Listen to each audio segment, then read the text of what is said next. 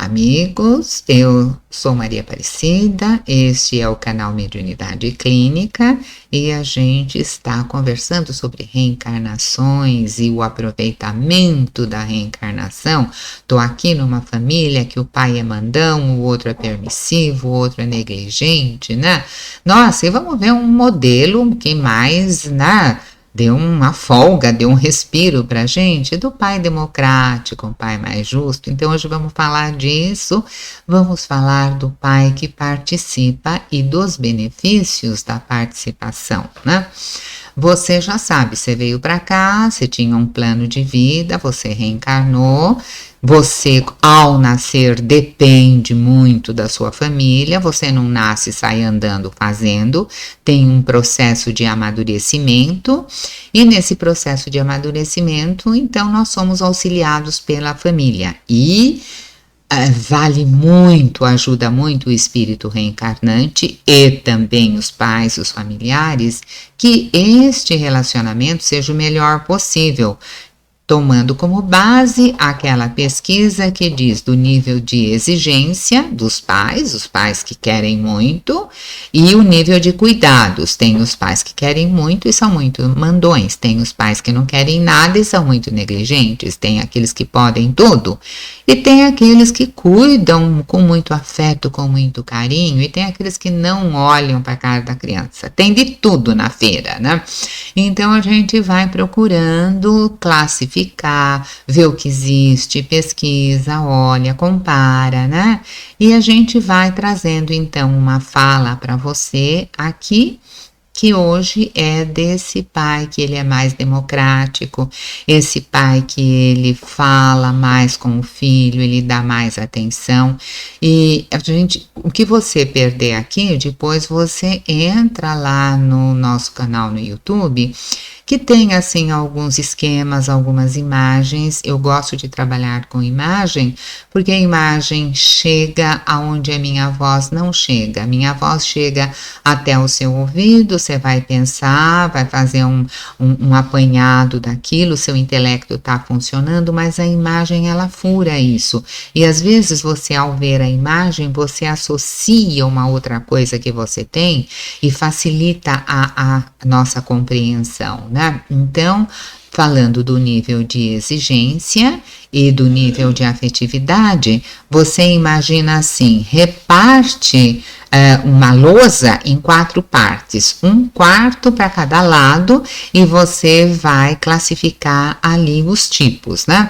Então, eu tenho ali, eu posso, lembra do primeiro pai que a gente falou? Eu tenho lá o pai autoritário. Então, no primeiro quadrinho você põe pai autoritário, no segundo quadrinho você põe o pai permissivo, aquele que pode tudo, depois você põe o pai negligente, aquele que não tá nem aí com coisa nenhuma, porque ele não dá nem atenção e nem carinho e nem pede nada pro filho, e o pai democrático. E agora nós vamos distribuir nesses quadrinhos ao nível de exigência. O pai autoritário, ele é muito exigente. O pai permissivo tem pouca exigência. O pai negligente também tem pouca exigência. Ele não. E o democrático, ele é muito exigente de novo. Pera, Aparecida, então a gente está fazendo um time aqui? E a gente vai entendendo um pouco melhor para a gente atuar um pouco melhor também. Agora, lá no quadrinho de pai autoritário, nós vamos colocar o nível de afetividade. Então, o autoritário, ele é muito exigente e ele dá pouco carinho, pouca atenção. O pai permissivo, sabe, ele é permissivo, o nome já está falando. Ele tem pouca exigência, mas ele dá bastante atenção para o filho. É o filho que manda ali, né?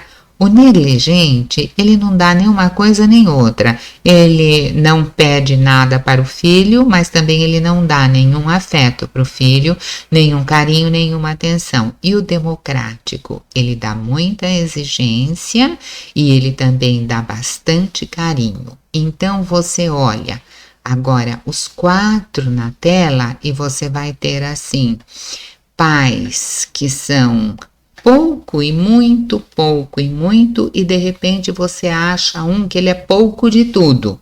O pouco de tudo é o negligente, esse é o mais difícil, porque esse ele não pede nada para o filho e também não dá nada. E os outros, pouco ou muito, ele dá um pouco de atenção para o filho. Mas se você der bastante atenção e você também exige bastante, você dá e exige. Você pede, mas você também oferece. Então, é uma história do ser mais justo, de ter pesos mais equânimes na balança. Então, esse é o pai democrático, né? E esse estudo foi feito por uma psicóloga norte-americana, ela já é falecida, ela faleceu há bem pouco tempo, né? Aonde ela faz essa classificação, estuda, traz as características das crianças, né? E esse estudo que foi feito lá, depois foi validado aqui, foi estudado de novo, foi experimentado em algumas das nossas universidades que tratam do tema educacional. E é como se fosse uma comprovação daquilo que ela falou. Vamos ver se aquilo que foi feito lá naquela cultura vale para a gente aqui. E se chegou aos mesmos resultados em algumas universidades. Então, eu olhei bem para isso e eu falei, olha, eu acho bem legal que a gente possa estudar e ver estas coisas, sempre lembrando que lá no nosso núcleo familiar, se nós formos exigentes, mas nós dermos o exemplo, porque em última análise você educa por exemplo. Se você exige, mas você faz o que você exige, você dá um direcionamento e essa criança ela vai se sentir segura. E essa relação afetiva que ela tem com você é muito importante, porque se ela se sente segura em casa, ela vai se sentir segura fora de casa também. Você não sabe se o seu filho, o dia que ele tem 16 anos, ele entra na sua casa e fala assim, mãe, eu quero pôr no meu currículo que eu fiz high school. E eu falei, que diabo é isso? Não sei nem o que é isso. O que você está falando, minha filha? Ah, eu quero estudar nos Estados Unidos. Eu falei, eu nunca saí daqui do perímetro urbano, né? Como é que essa menina vai estudar lá fora? A cidadã, com 16 anos, me resolveu que podia morar com 16 anos fora do país, sozinha, lá do outro lado do mundo. Eu falei, você acredita ou você não acredita na dinâmica de relação afetiva que você deu para essa criança? Você acredita que ela tem confiança em si e ela vai encarar o mundo lá de fora, ou você não acredita? Era uma hora que eu chequei os meus próprios valores, porque aí você leva o seu filho até o aeroporto e fica olhando o avião subir e chora, e fala, ai agora meu Deus, o que ele vai fazer lá do outro lado?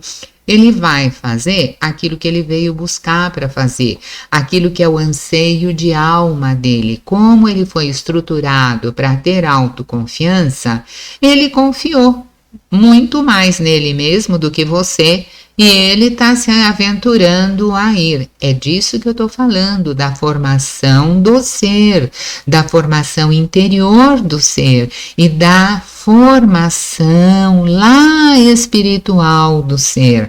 A confiança, gente, qualquer dia nós conversamos sobre autoestima, só consegue ter autoestima quem tem autoconfiança. E autoconfiança tem quem confia em Deus. Porque eu não sou capaz de dominar tudo lá fora, mas Deus é. E se eu for uno com Ele, eu vou ser melhor inspirado, eu vou ser melhor conduzido. Então, o meu universo psíquico conversa com o meu universo espiritual, conversa com a fonte da vida. Eu só tenho o psiquismo para chegar no espiritual, não tem um outro caminho. Então, eu preciso cuidar desse psiquismo. E eu sempre tive isso em mente no meu processo educacional com as minhas crianças de dentro de casa e com as minhas crianças de fora de casa, que eram os alunos, né? Então, essa história de trazer a relação afetiva para o campo educacional, eu acho isso de suma importância. um espaço onde a criança vivencia isso e ela aprende a dar significado para as coisas. Aí, então, ela aprende a administrar os próprios conflitos. Eu estava conflituada. Como deixo uma menina de 16 anos sair para estudar lá fora do outro lado do mundo, debaixo da minha vista? Mas quem falou que sou eu, que é a minha vista que controla tudo e que dá todas as oportunidades? Eu tinha que educar a minha emoção se eu quisesse que aquela outra pessoinha que estava na minha frente explorasse o próprio potencial. Era hora de eu checar lá dentro também, não é? E de eu lidar com as minhas situações. E eu não fui procurar isso lá fora. Isso veio e aconteceu debaixo do meu honorável nariz. E então, pertencemos ao mesmo grupo, vamos ver o que vamos resolver, vamos sentar, discutir e dar uma cara democrática para essa vivência de família. Então, aí eu vou participar do processo do estudo da adolescente que vai lá para fora. Muito bem. Então, eu sou solidário a isso, eu estou seguro, eu procuro uma coisa justa. Uma das coisas é assim, bom, digo não vai e impeço que ela tenha uma vivência que eu não posso dar. Isso é importante você pensar. Você impede uma coisa que você não pode dar. É justo impedir? Então, vamos ver, vamos olhar lá dentro, né? É isso que eu estou chamando de pai democrático e participativo. Você está mais seguro daquilo, menos seguro, você discute o tema, não discute, leva para frente, ou você diz simplesmente um não, morre ali, acabou. Esse é o autoritário, esse é o mandão. Ele diz não e acabou e não se discute mais, né? E não é disso que a gente está falando, a gente está falando de uma troca entre pais e filhos. Esses pais que são mais democráticos, mais participativos, eles têm um nível de exigência alto, porque eu me encarava assim, sabe? Olha, vai para a escola, mas quero ver o boletim, vai fazer isso, mas eu quero ver o resultado. Dá, então você exige, mas também você dá, você tem uma afetividade naquilo, você tem também uma doação naquilo. É disso que eu estou falando, você olhar os dois lados da balança, o seu lado de doação também, o que você doa para o teu filho e o quanto você exige. Tá na mesma proporção, não tá? Como é que é essa história, né? E esse seria o provável caminho do meio. Os pais apresentam os limites, mas eles também dão atenção, eles também dão afeto, eles são democráticos, não tem um tipo de pai, de mãe puro. Não, a gente vai mesclar um pouco das coisas, né? Eu vou exigir um desenvolvimento escolar, vou exigir um comportamento social, mas em troca eu dou apoio, em troca eu dou exemplo, e é uma troca consistente. Você é capaz de manter autoridade, não é autoritarismo. Você é capaz de manter autoridade e respeito, sem ser mandão, sem ser autoritário. Então, você se importa com a vivência infantil. Você não consegue limitar o vocabulário do teu filho, você não consegue olhar para ele e falar, você vai aqui, não vai ali, isso é bom, isso não é bom. Não, você vai dando uma formação que ele possa perceber isso. Então chega uma hora que a sua criança está lá na escola e ela aprende lá da onde ela vem, ela aprende um palavrão que não é habitual na sua casa, porque se o palavrão for habitual na sua casa, ele já aprendeu dentro de casa, não tem muito o que ensinar. Você tem que modificar a sua conduta para depois modificar a conduta do seu filho. E na minha casa não era uma casa que tivesse palavrões à solta para lá e para cá, não é? Então um dia alguém falou um palavrão lá na cozinha. É assim. Olha, você vai falar isso lá onde você aprendeu. Foi comigo? Não foi comigo. Eu te ensinei? Eu não te ensinei. Então você fale, sim, lá onde você aprendeu. Aqui, por favor, só o que você aprendeu aqui. Não precisou brigar, bater, esmurrar, botar de castigo, xingar. precisou colocar um limite com seriedade e firmeza. Firmeza só tem quem pratica a ação. Se eu também sou boca suja, se eu xingo o dia inteiro, ué, com que moral eu vou falar para aquela criança que não use um palavrão? Você tem que olhar o que você faz para ver o que o seu filho faz também. Lembra, é com exemplo, porque a sua palavra, ela tem uma força sonora, uma força auditiva. Você está falando uma coisa que a pessoa está ouvindo, mas acompanhando a tua voz, existe junto, vibrando ali, a sua crença naquilo que você fala, a sua força naquilo que você fala. Então, se eu falo, vá dizer lá onde você aprendeu, é porque eu tenho certeza que aqui não é dito e essa certeza atinge a criança. Agora, se eu falo e eu falo para a pessoa, não fala assim, isso não vai fazer efeito lá do outro lado. Então, eu vou me educando junto, eu vou me pautando junto. Você tem autoridade, você dá limite e você não é um mandão, você não é um autoritário, porque a criança sabe muito bem distinguir uma coisa de outra, né?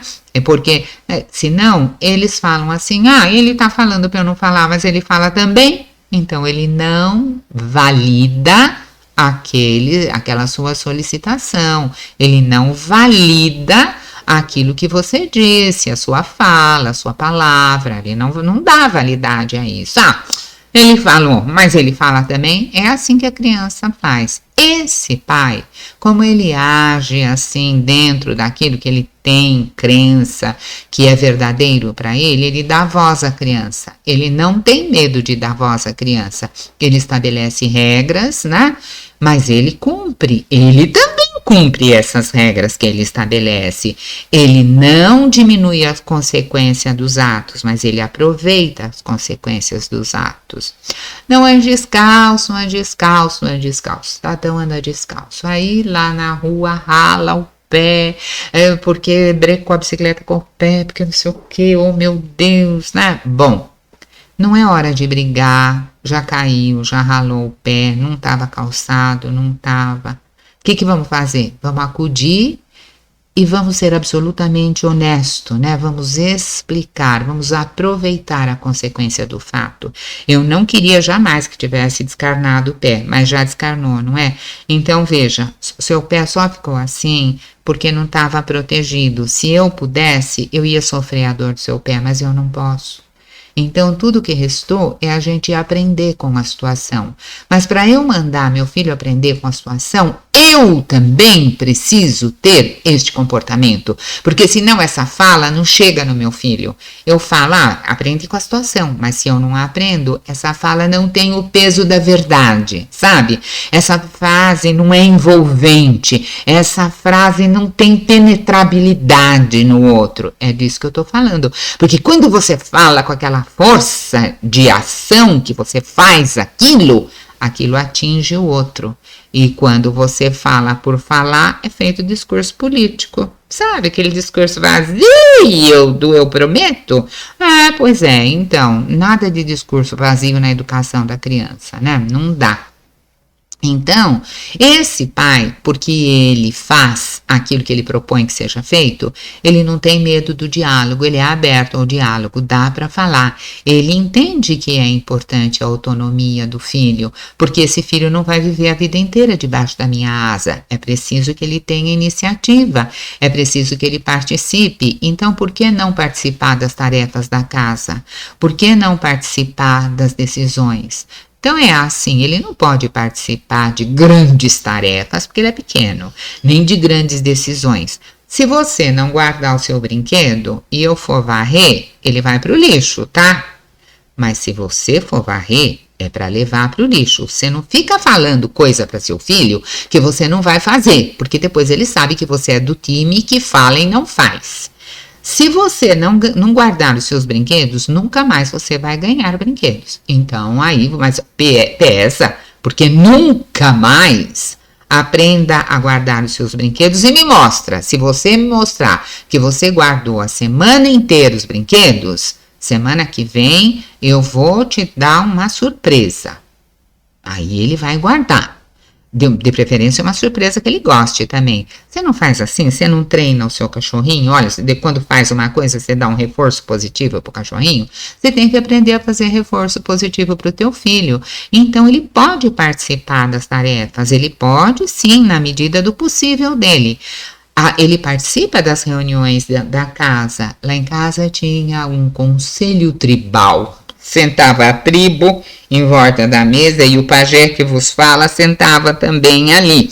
E aí, porque ele quebrou a roda do meu carrinho. Gente, a roda do carrinho dele era a coisa mais importante da vida dele.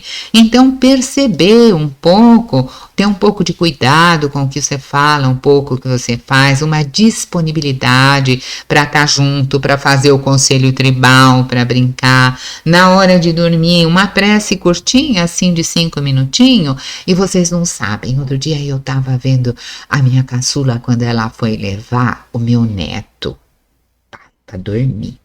Então ela fez lá todas as coisas que tinha que fazer, deu uma madeira, deu banho, não sei o que, não sei o que. Depois ela fez uma prece que eu fazia para ela quando ela era pequena.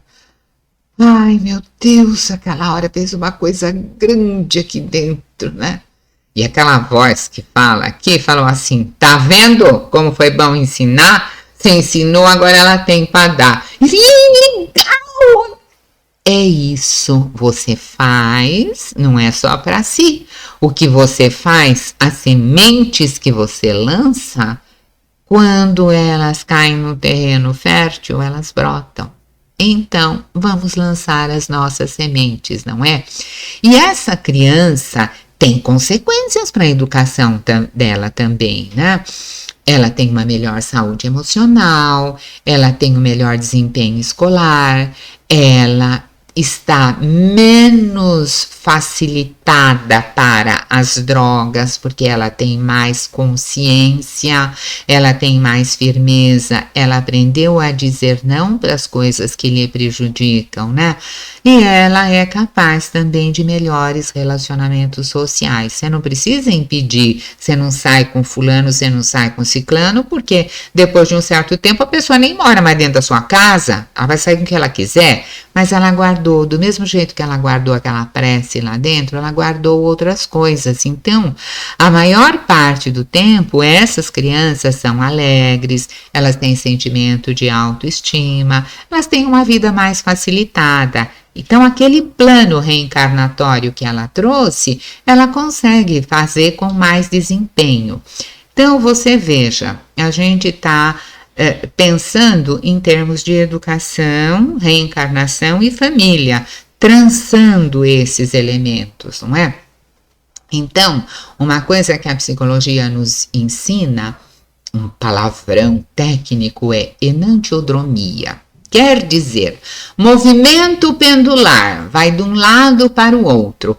Então, se a gente, neste momento do planeta, a aprendizagem se dá por contrastes. Se você se encaixou alguma coisa naqueles pais que a gente declinou lá, a gente pode olhar para o contraste e perceber coisas. Então eu botei ali de um lado da tela o lar exigente. Se você está vendo num local sem tela, porque um dos nossos ao vivo aqui não tem tela, né? Depois você entra lá no YouTube que a tela foi para o YouTube.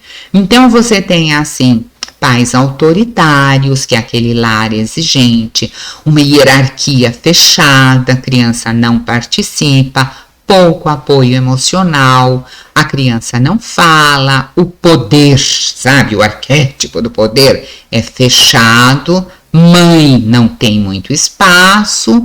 E esse modelo começou a ser questionado. Olha, esse negócio está ultrapassado, não é bem assim, vamos mudar o jeito de olhar, né? O modelo tinha, assim, falhas e virtudes. Então, no movimento pendular, ele sai de um lado e vai para o outro lado.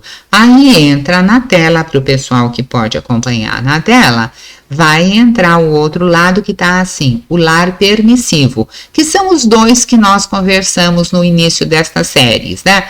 Então, pais autoritários, agora eu tenho pais tolerantes. Hierarquia fechada, ninguém abre a boca. Agora é assim, todo mundo fala, todo mundo faz o que quer, todo mundo diz o que quer. Sabe? Hierarquia super aberta. Sem apoio emocional, com apoio emocional. Criança não fala, criança ganhou voz, né? Poder fechado, o outro lado, o movimento do pêndulo, poder compartilhado. Mulher não tinha espaço, agora a mulher ganhou espaço, tanto espaço que tem até que trabalhar para manter a casa, porque um homem sozinho hoje é muito difícil, não é? Então, este modelo mais aberto também começa a ser questionado. Por quê? As falhas do modelo anterior foram jogadas junto com as virtudes do modelo anterior. É como se você pegasse a criança, pusesse na banheira, desse banho nela, tirou toda a sujeirinha, depois você joga fora tudo, a água e a criança. Não. Você joga fora só a água, você joga fora só aquilo que não serve. O que serve você retém, porque tanto o modelo exigente quanto o modelo permissivo, eles têm falhas e eles têm virtudes. E é você que vai observar com os seus critérios o que é falha, o que é virtude. E como nós aprendemos por contrastes, primeiro eu aprendo de um jeito, depois eu aprendo do outro. Quando eu solto o pêndulo aqui, o pêndulo ele não para, você soltou o estilingue aqui, ele não para exatamente no meio do caminho. A pedra vai lá para o outro lado. Então você fez o movimento pendular. Na nossa aprendizagem é assim. Nós aprendemos com o movimento pendular por contrastes até que nós achamos o meio termo daquilo. Então eu tenho que pegar virtudes de um modelo e virtudes do outro modelo, que aqui a gente chamou de democrático, porque a gente pegou mesmo parte de um modelo e parte do outro, não é? Então, nós vamos encerrando aqui, você faz a sua reflexão sobre os tipos de educação, de paz, de reencarnação, tudo isso, diz o que você achou, você pesquisa, você estuda, você não pesquisa, você só compartilha e pesquisa também, quer dizer, movimenta aqui dentro, faz isso movimentar, não fica só assim com o que eu falei, sabe? Que a gente só tem um pouquinho assim para falar, fica pobrinho, mas vai e enriquece isso, porque você está enriquecendo você lá dentro, e quando você enriquece, o mundo ao seu redor fica mais rico. Fica com um abraço grande.